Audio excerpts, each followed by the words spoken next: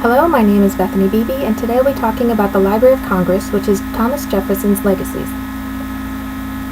The Library of Congress was established in 1800 and was a fledgling legislature of the new republic.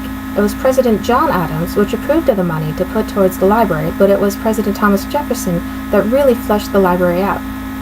Jefferson was the first to define the role and function of the library, as well as hire the very first librarian for the job.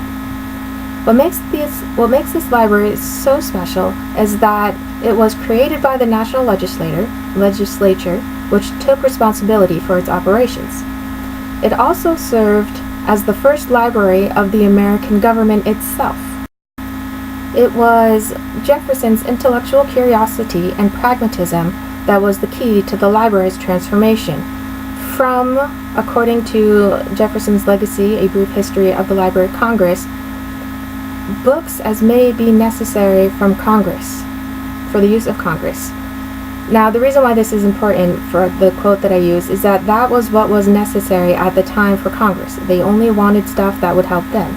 But because of Jefferson's intellectual curiosities, he wanted to expand the books beyond what was necessary for Congress. He wanted to open up their intellectual curiosities. But in the War of 1812, the British had burned Washington, including the Library of Congress. All the books were destroyed. And because Jefferson had such a heart for education and books, he offered to have Congress buy his personal collection. Jefferson's personal collection was known as the finest in America.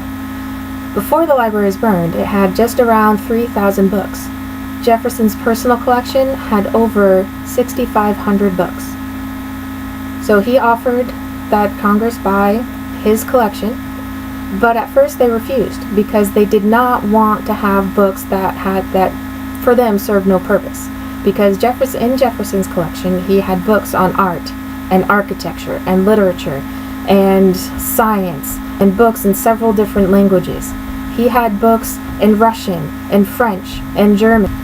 Now, Congress thought having this variety of books was useless because they didn't see the point. But to Jefferson, he said that there was no subject to which a member of Congress may not have occasion to refer. He felt that everybody needed to know about everything, not just a specific thing that Congress was known for. They needed to have an open mind to all different kinds of aspects of life. Now, according to the digital strategy for the Library of Congress, it states that the mission statement for the library is to acquire, organize, preserve, secure, and sustain for the present and the future of Congress and the nation a comprehensive record of American history and creativity and universal knowledge. This was the ideal that Jefferson wanted, to have a universal place where people can go and obtain knowledge from every aspect of life, not just one certain part. The reason why the Library of Congress is so important and a huge part of Jefferson's legacy is that he believed that the power of the intellect shaped a free and democratic society. The Library of Congress is now the largest in the world and houses over 162 million books, and it still serves as the research arm of the government. Thank you very much.